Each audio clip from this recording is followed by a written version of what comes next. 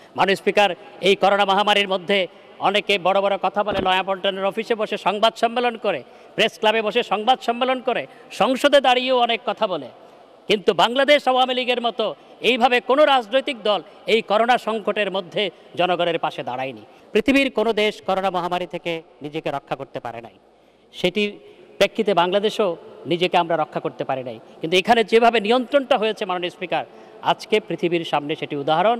আজকে অনেকে এটি স্বীকার করতে না চাইলেও বিএনপি এবং তার মিত্ররা, আর রাত 12টার পরে যারা টেলিভিশনের পর্দা গরম করে, কেউ কেউ, আমি সবার কথা বলছি না মাননীয় স্পিকার, কেউ কেউ যারা পর্দা গরম করে তারা স্বীকার না করলেও বিশ্ব স্বাস্থ্য সংস্থা মাননীয় স্পিকার মাননীয় প্রধানমন্ত্রীকে অভিনন্দন জানিয়েছে।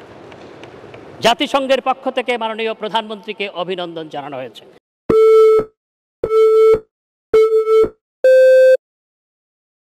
ব্লুমবার্গের মতে মাননীয় স্পিকার, করোনা মহামারী মোকাবেলা করার ক্ষেত্রে বাংলাদেশের অবস্থান এই উপমহাদেশে তৃতীয় এবং পুরো পৃথিবীতে বাংলাদেশের অবস্থান হচ্ছে 20তম। মাননীয় স্পিকার, একটি ঘনবসতিপূর্ণ দেশ যেখানে মানুষের ঘনত্ব পৃথিবীতে সর্বোচ্চ। মাননীয় স্পিকার, ভারত মাননীয় স্পিকার পার্শ্ববর্তী দেশ, বড় অর্থনীতির দেশ, সেখানে জিডিপি গ্রোথ রেট -10.3। পাকিস্তান, সেখানে এই করোনা মহামারীর মধ্যে জিডিপি গ্রোথ রেট -0.38। শ্রীলঙ্কা, সেখানে -4.55। ভুটান, সেখানে +0.57। নেপাল 0.02। আফগানিস্তান -5। অর্থাৎ আশেপাশের সমস্ত দেশে মাইনাস, কোনো কোনো দেশে প্রায় একই জায়গায় রয়েছে। বাংলাদেশ সেখানে জিডিপি গ্রোথ রেট ধরে রেখেছে 5.24, যেটি পৃথিবীতে তৃতীয়, কার্যত পৃথিবীতে প্রথম। মাননীয় স্পিকার, পৃথিবীর সব দেশে অর্থনৈতিক প্রবৃদ্ধি ঋণাত্মক, মাইনাস জিডিপি গ্রোথ। পৃথিবীর মাত্র 20টি দেশে মাননীয় স্পিকার জিডিপি গ্রোথ পজিটিভ হয়েছে, আর তন্মধ্যে বাংলাদেশের অবস্থান হচ্ছে তৃতীয়। মাননীয় স্পিকার, যেই দেশে মানুষের ঘনত্ব পৃথিবীতে সর্বোচ্চ, কৃষিজমি পরিমাণ মাথাপিছু পৃথিবীতে সর্বনিম্ন, যেই দেশে ঝড়, বন্যা, জলোচ্ছ্বাস, জলবায়ু পরিবর্তন নিত্যসঙ্গী, সেই দেশ এই করোনা মহামারীর মধ্যে মাননীয় স্পিকার আজকে পৃথিবীতে জিডিপি গ্রোথ রেট ধরে রাখার ক্ষেত্রে পৃথিবীতে তৃতীয়। বাংলাদেশের উপরে গায়ানা এবং সাউথ সুদান, দুটি দেশ শুধু আছে যেখানে মানুষ অনেক কম, যাদের অর্থনীতি অনেক ছোট। সেই তুলনায় বাংলাদেশকে বলতে হয় পৃথিবীতে আসলে 1 নম্বরে আছে এই করোনা মহামারীর মধ্যে জিডিপি গ্রোথ রেট ধরে রাখার ক্ষেত্রে। এই করোনা সংকটের মধ্যে মাননীয় প্রধানমন্ত্রী শুরুতেই 1,21,335 কোটি টাকার বিশেষ প্রণোদনা ঘোষণা করেছিলেন। সেই প্রণোদনা ঘোষণা করার কারণেই এবং বিভিন্ন সেক্টর সেই প্রণোদনা পাওয়ার কারণেই মাননীয় স্পিকার আজকে বাংলাদেশ এই সংকটের মধ্যেও দেশকে এগিয়ে নিয়ে যেতে, মাননীয় প্রধানমন্ত্রী দেশকে এগিয়ে নিয়ে যেতে সম্ভবপর হয়েছে। মাননীয় স্পিকার, কোটি কোটি মানুষকে, 6.5 কোটির প্রায় 7 কোটি মানুষকে খাদ্য সহায়তা প্রদান করা হয়েছে। মাননীয় স্পিকার, 10 টাকা দরে চাল বিতরণ করা হয়েছে। মাননীয় স্পিকার, বাংলাদেশ আওয়ামী লীগের পক্ষ থেকে মাননীয় প্রধানমন্ত্রী, সংসদ নেত্রী, তিনি বাংলাদেশ আওয়ামী লীগের সভাপতি, তিনি আহ্বান জানিয়েছিলেন বাংলাদেশ আওয়ামী লীগের নেতাকর্মীদের জনগণের পাশে দাঁড়ানোর জন্য। বাংলাদেশ আওয়ামী লীগের নেতাকর্মীরা জনগণের পাশে দাঁড়িয়েছিল, আছে এবং থাকবে। মাননীয় স্পিকার, এবং সেই কারণে বাংলাদেশ আওয়ামী লীগের পক্ষ থেকে 1,25,00,000 খাদ্য সামগ্রী প্যাকেট বিতরণ করা হয়েছে। অর্থাৎ 1,25,00,000 পরিবারের কাছে এই খাদ্য সামগ্রীর প্যাকেট বিতরণ করা হয়েছে এবং কয়েক কোটি টাকা নগদ বিতরণ করা হয়েছে। সেই কারণে জনগণের পাশে দাঁড়ানোর কারণে আজকে মন্ত্রিসভার সদস্য করোনায় আক্রান্ত হয়ে মৃত্যুবরণ করেছে। কয়েকজন সংসদ সদস্য বাংলাদেশ আওয়ামী লীগের করোনায় আক্রান্ত হয়ে মৃত্যুবরণ করেছে। বাংলাদেশ আওয়ামী লীগের 81 সদস্য কেন্দ্রীয় কমিটি, সেই কেন্দ্রীয় কমিটির 3 জন করোনায় আক্রান্ত হয়ে মৃত্যুবরণ করেছে। বাংলাদেশ আওয়ামী লীগের উপদেষ্টা মণ্ডলীর সদস্য করোনায় আক্রান্ত হয়ে মৃত্যুবরণ করেছে। বাংলাদেশ আওয়ামী লীগের প্রায় 1000-এর কাছাকাছি নেতাকর্মী এই করোনায় আক্রান্ত হয়ে মৃত্যুবরণ করেছে। মাননীয় স্পিকার, এবং করোনায় অনেকেই আক্রান্ত হয়েছে সংসদ সদস্য। মন্ত্রিসভার প্রায় 1/3 সদস্য করোনায় আক্রান্ত হয়েছে, আবার কাজে নেমে পড়েছে। এটি জননেত্রী শেখ হাসিনার কারণে সম্ভবপর হয়েছে, তার সঠিক নেতৃত্বের কারণেই এটি সম্ভবপর হয়েছে। নেপোলিয়ন বোনাপার্ট বলেছেন, আ leader is a dealer of hope. আমাদের নেত্রী জননেত্রী শেখ হাসিনা হচ্ছেন a leader, A dealer of hope.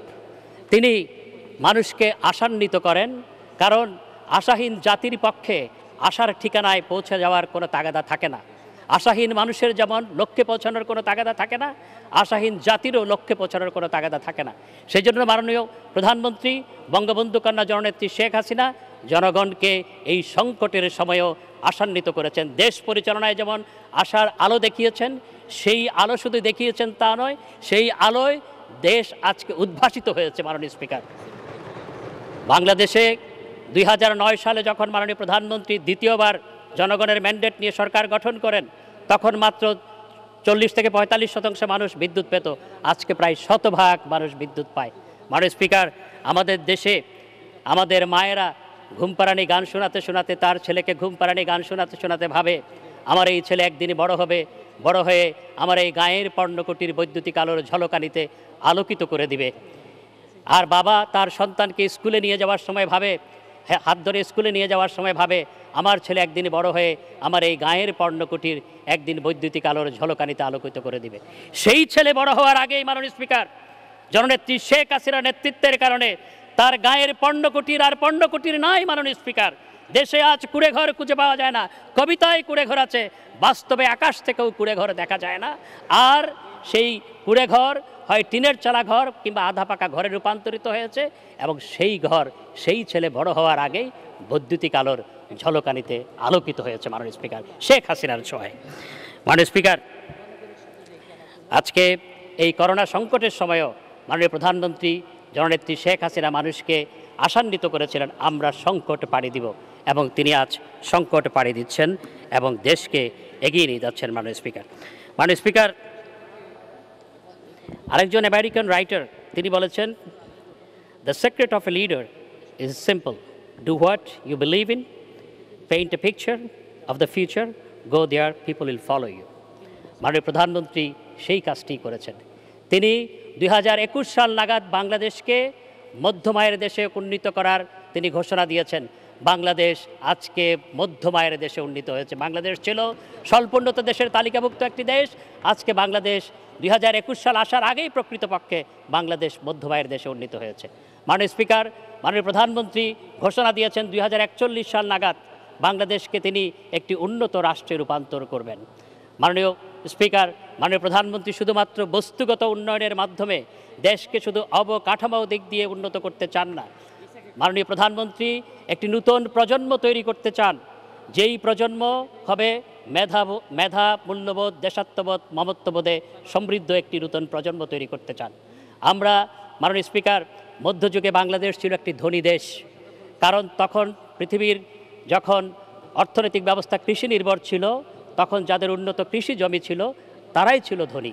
আমাদের উন্নত কৃষি জমি ছিল বিধায় আমরা ছিলাম ধনী, যখন পৃথিবীর অর্থ ব্যবস্থা কৃষি নির্ভর ছিল। সেই কারণে আমরা ধনী ছিলাম বিধায় মাননীয় স্পিকার, আমাদের দেশে বর্গিরা এসেছে, আমাদের দেশে ওলন্দাজরা এসছে, আমাদের দেশে ইংরেজরা এসছে।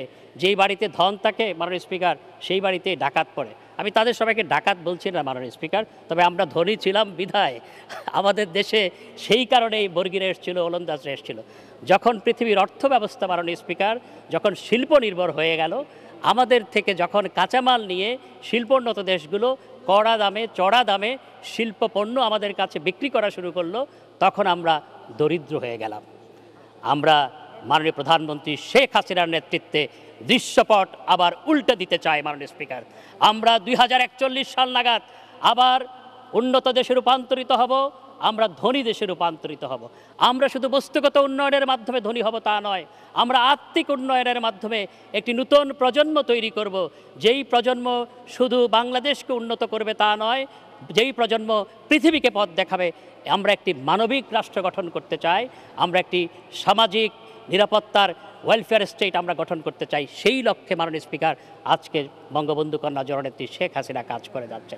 সেই কারণে আজকে নানা ধরনের ভাতা, মাননীয় স্পিকার আমাকে একটু বাড়িয়ে দেবেন মাননীয় স্পিকার। মাননীয় স্পিকার, আজকে নানা ধরনের ভাতা প্রবর্তন করা হয়েছে। স্বামী পরিত্যক্ত ভাতা, মাননীয় স্পিকার, বয়স্ক ভাতা, বিধবা ভাতা, স্বামী পরিত্যক্ত ভাতা। মাননীয় স্পিকার, ইউরোপে স্বামী পরিত্যক্ত ভাতা নাই। ইউরোপে যদি কোনো স্ত্রীকে স্বামী ডিভোর্স দেয়, সেখানে কোনো ভাতা পায় না মাননীয় স্পিকার। কিন্তু বাংলাদেশে মাননীয় স্পিকার, মাননীয় প্রধানমন্ত্রী জননেত্রী শেখ হাসিনা স্বামী পরিত্যক্ত ভাতাও চালু করেছেন। মাননীয় মন্ত্রী, আপনাকে 15 মিনিট দেওয়া হয়েছিল। জি, 1 মিনিট। মাননীয় স্পিকার, আমাদের দেশে কেউ কি কখনো ভেবেছে যে মাতৃত্বকালীন ভাতা চালু করা হবে? মাননীয় প্রধানমন্ত্রী জননেত্রী শেখ হাসিনা মাতৃত্বকালীন ভাতা চালু করেছেন। কেউ যদি সন্তান সম্ভবা হন তাহলে তিনি ভাতা পাচ্ছেন ইউরোপ আমেরিকার মতো, যেটি এই দেশে কেউ কখনো কল্পনা করেনি। আজকে 1,25,00,000 মানুষ নানা ধরনের ভাতা পাচ্ছে। এই করোনাকালে কেউ আশা করেনি মাননীয় স্পিকার। মোবাইল ফোনে টাকা চলে গেছে এবং তারা উল্লসিত হয়েছে। এই করোনাকালে সাংবাদিকদের জন্য যেই সহায়তা তিনি করেছেন, এককালীন 10,000 টাকা করে যে সহায়তা তিনি দিয়েছেন, আশেপাশের কোনো দেশ, ভারত, পাকিস্তান, নেপাল, শ্রীলঙ্কা, কোথাও এই সহায়তা দেওয়া হয়নি মাননীয় স্পিকার। মাননীয় প্রধানমন্ত্রী জননেত্রী শেখ হাসিনা সেই সহায়তা দিয়েছেন। তাই আজকে জননেত্রী শেখ হাসিনা সংকটে, সংগ্রামে, উন্নয়নে, অর্জনে একটি নাম, তিনি হচ্ছেন জননেত্রী শেখ হাসিনা। তার নেতৃত্বে আমরা আজকে সংকট পাড়ি দিয়ে